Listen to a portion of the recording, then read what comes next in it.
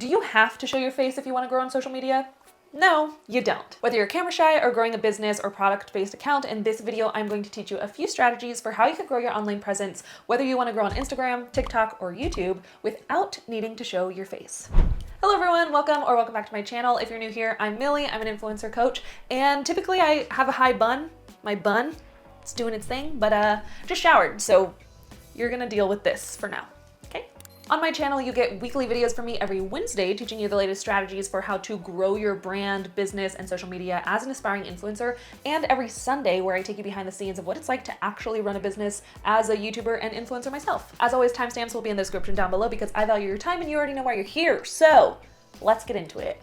Most of the strategies I teach are for people who want to grow their personal brand, meaning they want to use their authentic self, image, and likeness to grow their social media presence and eventually make money. So in this video, the tips that I'm sharing are strategies that I've picked up from helping students who were camera shy and didn't want to show their faces, and from studying other accounts who have had success by being faceless. Of course, there are thousands of other strategies out there. I know, I'm not saying it's my way or the highway. It's my way or the highway.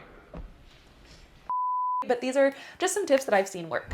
Tip number one, I gotta start with the obvious, picking a niche, but not just picking your niche. It really goes a little bit beyond that. Really what's going to work well for you is diving into how you can make an entire brand make sense without showing your face. Let me give you a few niche examples and then we'll dive into how to create a brand around that specific niche. A few industries that work well for not showing your face are gaming, cooking, drawing or art, reshare or meme accounts. We'll circle back to that one because Instagram's recently changed their algorithm about that. Travel, book, hobby, and pet accounts. When you have your niche or your industry picked out, it helps to create your image to be faceless or focus your brand on the industry that you're in. For example, for people who want to grow their personal brand as a creator, I might encourage them to put their face in their profile image, have their handles say something like fashion with Emily or Emily Marie Shop. I encourage them to make themselves part of their business using their business name, photo, and handle to all match their brand. But when you're faceless, what you can do instead is emphasize the focus on the topic or industry that you're in. You can utilize a very clear photo or logo to represent the industry that you're in, plus having a username like Fortnite All Night or Hidden Gem San Diego,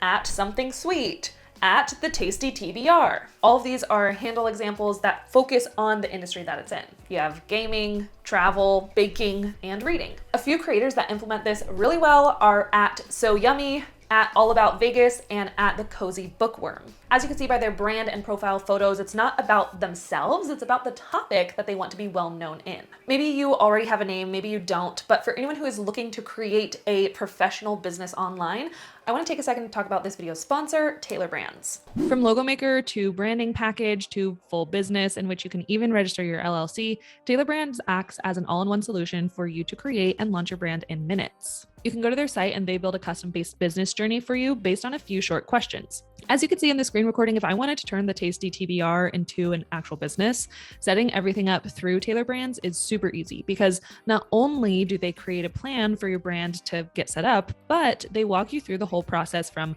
logo creation, domain name, website design, to LLC and trademarking. This is so you can implement your business idea and start taking action today. Tip number two is to play with different styles of faceless content.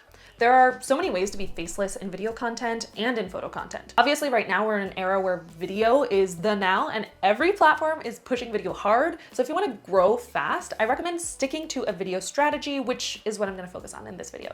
Here are 7 different styles of video that you can create to remain faceless. Of course, each of these styles are going to vary in difficulty depending on what niche you're in. The first one is by using stock video. There are plenty of websites that you could go to download videos that are already recorded and made for you. You just get to piece them together and turn it into your own story. A website that I use for this is Storyblocks. They have stock photos and video options. Next option is to do a prop style video. So what you would do in this case is you're recording, but it's not your face. It's objects, your hands. A common use of this is in the cooking industry where people have those overhead shots of their phones, cooking, making dishes, even doing art. So those are more prop focused videos. Next is screen recordings or screen shares. This makes the most sense for gaming, walkthrough tutorials where you're showing how to do something on a computer or on your phone, or even celebrity gossip pages. You can have screenshots of articles and simply using a voiceover talking about each thing. The next option is by using waveform. If you're somebody who has a podcast, you can share sound bites via short form video in hopes of it growing as a trending audio. It doesn't even have to be a recorded face version of your podcast. You can just use that audio bite, have maybe stock video going behind it, or a blank screen with the text popping up. The next option is graphic options. If you're someone who's pretty good at graphic design, or you have a little spare change to invest into somebody on Fiverr to make graphic videos for you, that's definitely an option. I follow an account, I think it's Lenny, I might be wrong, but I follow this account. It is just the cutest little blob ever giving motivational speeches every day, and I love him or her. I love it.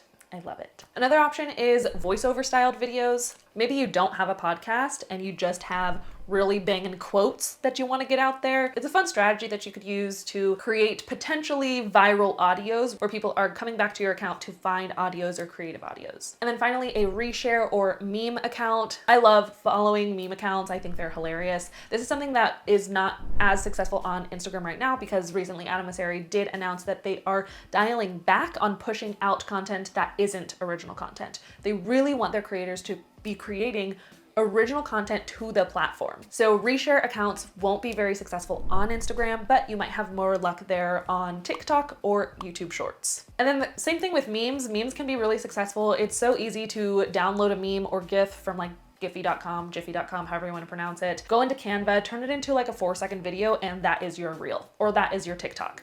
Easy peasy, boom shakalaka. Those are a few different approaches that you can have when creating faceless styled content. Tip number 3, quality over quantity. The thing that a lot of faceless creators have in common is the quality of their videos are top notch.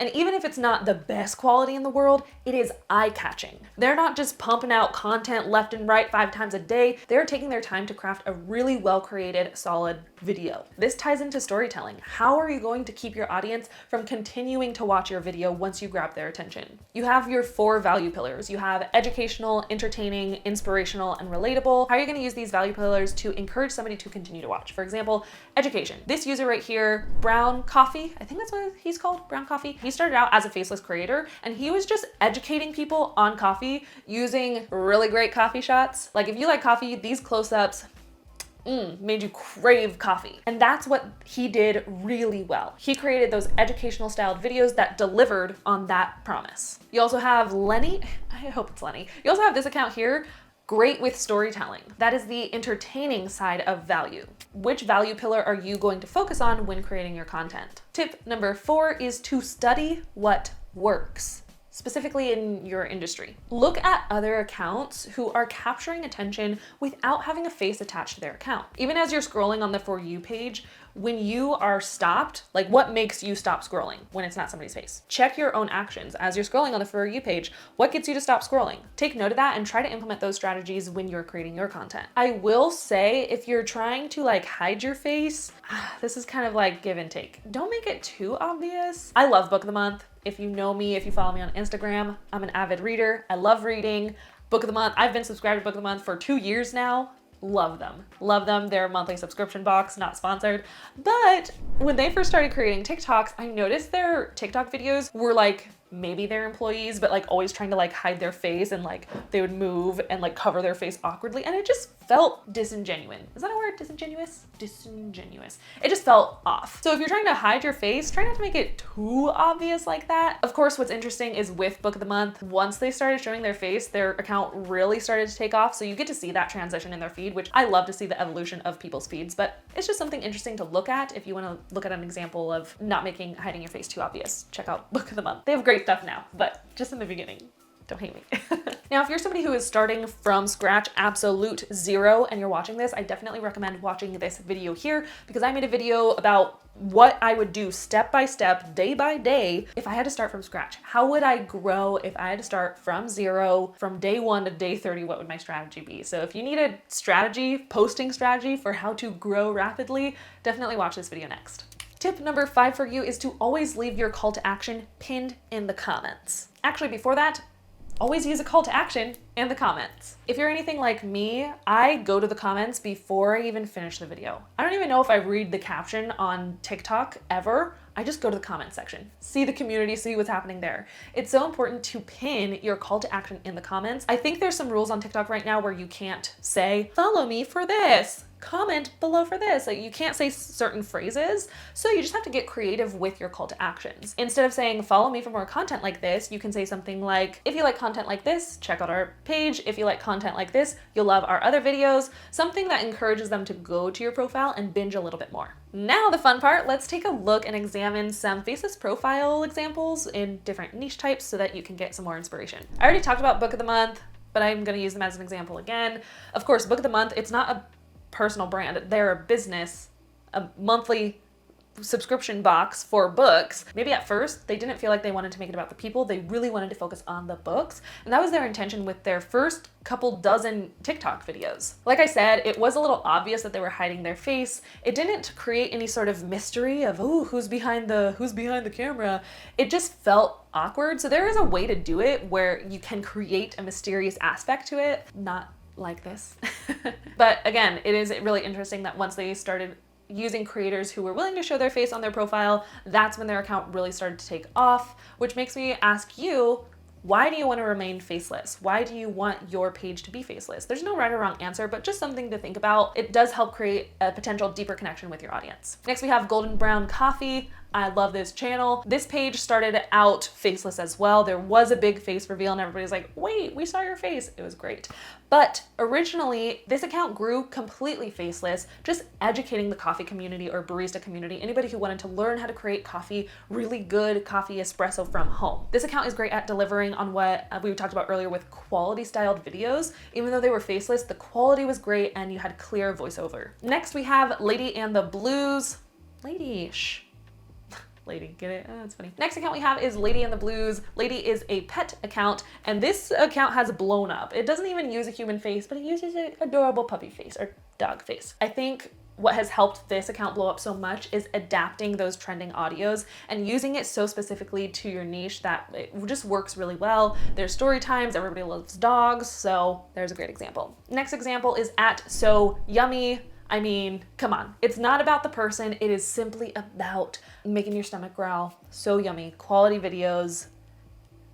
Food porn, gotta love it. An example of a reshare account is Get Lost Website. If you are somebody who wants to grow a reshare account, you can definitely look into them and their strategies. A travel example is one called All About Vegas. It's not about, oh, look at me, I'm traveling, let me show you all the places in Vegas. It's like, no, I'm gonna just show you the places in Vegas. You don't even know who I am, you don't know who's running the account, but I'm gonna show you all the places in Vegas. And again, I'm gonna mention Cozy Bookworm. I know Cozy Bookworm doesn't have the largest following right now, but I'm expecting that page to do pretty darn well. I wanted to catch a channel or a page that was on the brink of growth. It looks like she started this account this year and already has about 7,000 followers at the time of me recording this, and does a great job with just nurturing her community in the book world. I'm assuming it's run by a female. So she has a great example of keeping it simple and not overthinking and just really catering to her audience and to her community. If you made it this far and you're not already subscribed, make sure to hug that subscribe button and turn on the bell notification so you don't miss when I post these videos.